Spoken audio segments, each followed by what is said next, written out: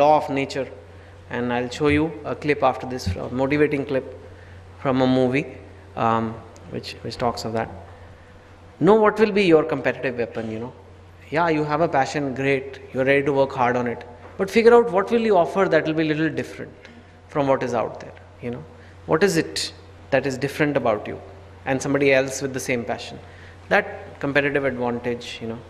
And you have to go for it because you owe it to yourself. Nobody in this world is yours. I'm telling you right now. I've seen a lot of life, ups, downs, a lot of crazy things, and many of you are older than me, but I have had crazy experiences. Nobody, and I think you know this, nobody has anybody. Everyone's alone in this world. We create all these relationships, we create all this, it's fun, it's nice, you get your emotions involved. Great, it's lovely to have all that. But you are on your own.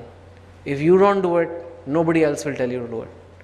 But if you do it, then others will also, work around it, come around you. Eventually, first they'll oppose you, then they'll come with you. It's just the law. So it has to come from you.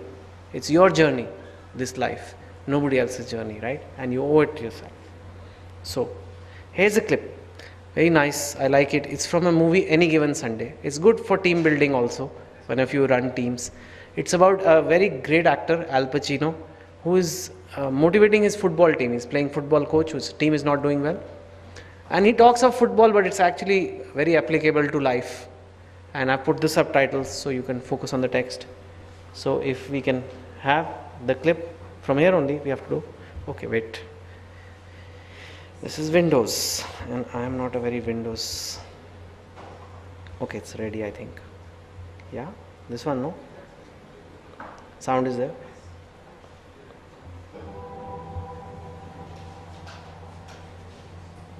I don't know what to say, really. 3 minutes for the biggest battle of our professional lives. All comes down to today. We yield Increase the as voice. a team. We're going to come inch by inch, play by play, till we finish. We're in hell right now. Believe me. And we can stay here, get the shit kicked out of us, or we can fight our way back into the light. We can climb out of hell. 1 inch at a time.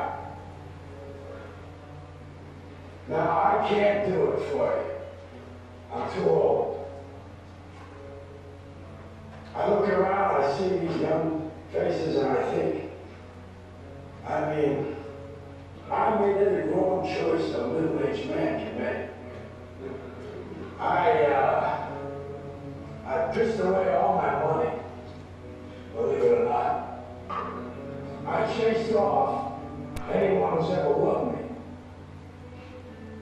And lately, I can't even stand the face I see in the mirror. When you get old in life, things get taken from you. That's part of life. But you only learn that when you start losing stuff. You find out life's just a game of inches. So is football. Because in either game, life or football, the margin for error is so small. 1/2 a step too late or too early, and you don't quite make it. 1/2 second too slow, too fast, you don't quite catch it. The inches we need are everywhere around us.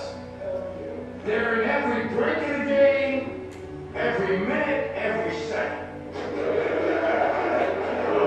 On this team, we fight for that inch. On this team, we tear ourselves and everyone else around us to pieces for that inch. We claw with our fingernails for that inch. Because we know when we add up all those inches, that's going to make the fucking difference between winning and losing. Between living and dying. I'll tell you this, in any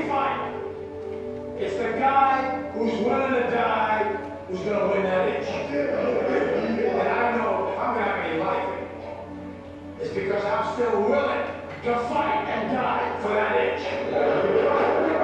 Because that's what living is. There's 6 inches in front of your face. Now I can't make you do it. You gotta look at the guy next to you. Look into his eyes. Now I think you're gonna see a guy who will go that extra. You're gonna see a guy who will sacrifice himself for this team because he knows when it comes down to it, you're gonna do the same for him. That's the team, gentlemen. And either we heal now as a team,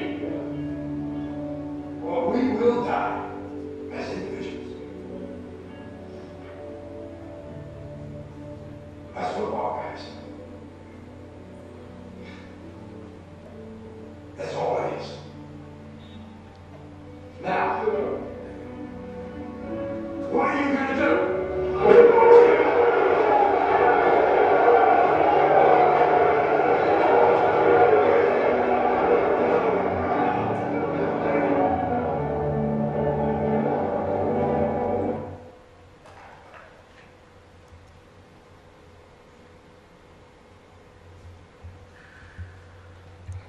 All right.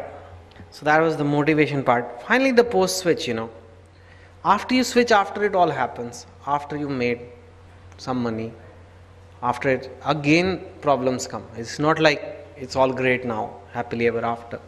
Sometimes motivation is an issue.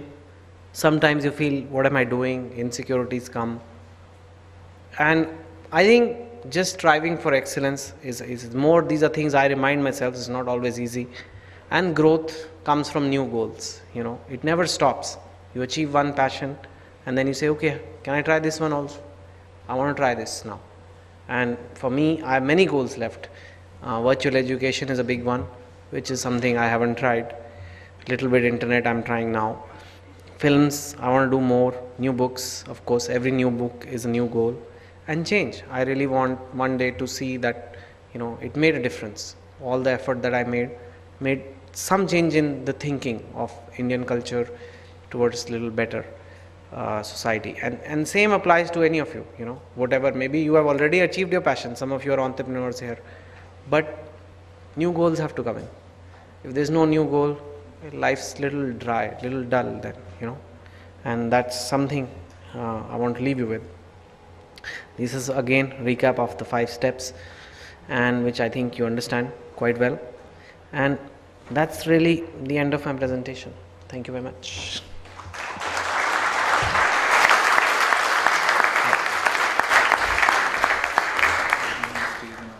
Yeah. And I'm going to get you the strategic guide for a strategic Q&A post your strategic presentation. Okay. So, I'll sit there and then give me a mic. Yeah. Give a mic for. Can we get a mic for Chetan? A very strategic presentation to be followed by a very strategic Q&A.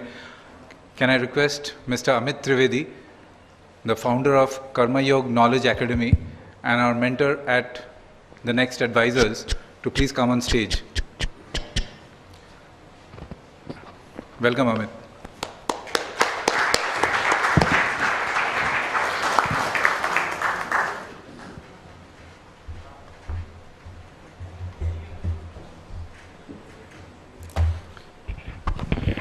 Good evening, everybody, and thanks, Chetan, for a wonderful presentation. It was really, sitting in the last row, I had a chill passing through the bone, because what you did some time back, I did a similar thing 4 years back when I left my job and started my own firm. So let's start with the first question. You left a job which was very high paying job, maybe very comfortable job, very cushy job. But leaving that kind of a job, isn't it similar to taking responsibility of your life in your hands? And isn't that scary? Yeah, I do think, no matter how many presentations I make now, it was the scariest period of my life because, especially because you're married and you are answerable to a family, and like I told you, genuinely, like even my in-laws and all, they are little security conscious simple Tamilians, you know. And it took me 2 years to convince them, to bring them on board psychologically. Numbers were there to show that, you know, don't worry, your daughter will not go hungry. And my wife still works in the bank, in BKC only. But so for them psychologically to understand that they will have this, it's just nowhere in their extended family, no one in my extended family, my parents were government servants, had done something like this. And I think I realized that this is not an easy thing to do, and you keep talking about it and people keep talking about it, but when it actually comes down to it, you feel that what will happen. And I think the human mind does a mistake. It compares the best case of the status quo with the worst case of the new venture. So you'll think, if I stay here, I'll become MD, and you know, I'll become country manager and this. But if I go away, I'll fail, I'll be miserable, everybody will make fun of me. This is not fair comparison. True. You have to compare the best case of the bank with best case of the books. Worst case of the bank, that I could get fired in the downturn, with the worst case of the books. And I think when you do that, then a little more clarity comes. So wonderfully answered. And that's what the next question is. You talked a lot about passion, you talked a lot about planning, but are they enough, or is mindset a bigger issue than both? Yeah, see, of course it is mindset. If some people are very happy with no security, and you know, I know some people, for example, who do theatre. Now theatre is a wonderfully passionate thing to do. It is also very satisfying for people who do theatre. It's team building, it's live performance, the audience is there. However, it just doesn't pay in India. You know, there is no money in theatre, very little. Because a book, if it's a hit, millions can read. Once it has to be written, and years later also somebody can buy. Theatre, no matter how good you are, one performance, that's it, it's gone. So I have known people who do it, and they have very difficulty meeting ends meet. So it's their mindset, they're able to do it. I am somewhere in the middle. I want a comfortable life. I don't want to, you know, maybe that makes me less pure passion person. But maybe I've been in banking, I've seen, so I like to have a decent lifestyle plus passion, and which I think is a more sustainable model and more likely chance of success. So you need both, but yes, mindset is a big thing. Yeah, thanks. Now, I think your background with banking probably, and because a friend of mine had told me some time back that people who work in financial service industry tend to become little risk averse when it comes to life's decisions.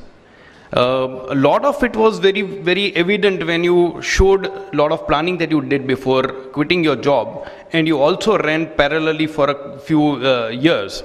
Now, that's one view or one way of doing it, but there's an old story about burning all the boats. And there are a lot of passionate people who actually take that view, that burn all the boats so that you can never go back. There is no security. What's your view on that? Well, they say that, but it's more heroic, you know, it's more, it looks nice in stories, it looks nice in movies. In 3 Idiots, this one boy, he becomes a wildlife photographer. He quits IIT, and in reality, he will not be able to become wedding photographer. So, you know, and it was not there in the book.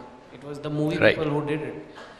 Because it looks really cool in a movie that he did it, and, you know, happy ending, kind of. But I cannot be irresponsible and tell people to do crazy things. Just burn the bridges and go a man journey.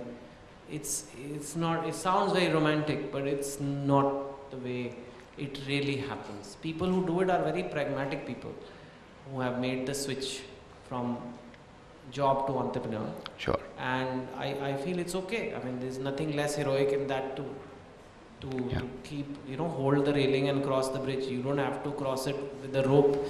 If you can cross on a bridge, then use the bridge. You know, I don't know. No. So basically what you're saying is quitting a job in itself is a huge risk. So when you are taking a risk, you better to have a safety net before you jump. I think you should even, you know, sometimes it's not possible, but maintain relationships with your previous job. I think tell them that I'm quitting and this is really important to me, and in fact that's what I did. And after I quit, my boss also quit actually to start his own little brokerage. We were in distressed debt in Hong Kong, and he opened a small distressed debt brokerage boutique. And he told me to join back. I said, but I have quit. And he said, no, but what I can give you is, I can never hire you otherwise, but I'll give you this flexibility that you do your books as well as work with me. Okay. And I tried that also for a while, but I just couldn't do both. But you know, because I had not burnt those bridges, I had that equation with him. I don't think in life you should burn any bridge, spoil any relationship. It has no benefit at all. This I have learned from film people and from politicians. No permanent M&A. There is no why. What is to be gained? Right? Just your ego. If you don't trust a person, you won't work with him. That's fair.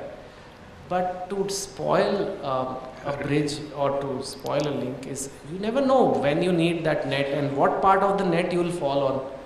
So you don't know which string you will need. This is weaker, yeah. Wonderful. Now, you've been one of the most successful writers in the recent times. So, a question to a writer, Chetan Bhagat. Your books have created a wave. That means the books have touched some raw nerve somewhere. Now, on the other hand, a business like financial planning or a mutual fund sounds so unromantic, so boring. What are the lessons that can be learned from Chetan Bhagat as a writer to impact that mindset or touch the raw nerve when it comes to the serious business of personal finances? Yeah.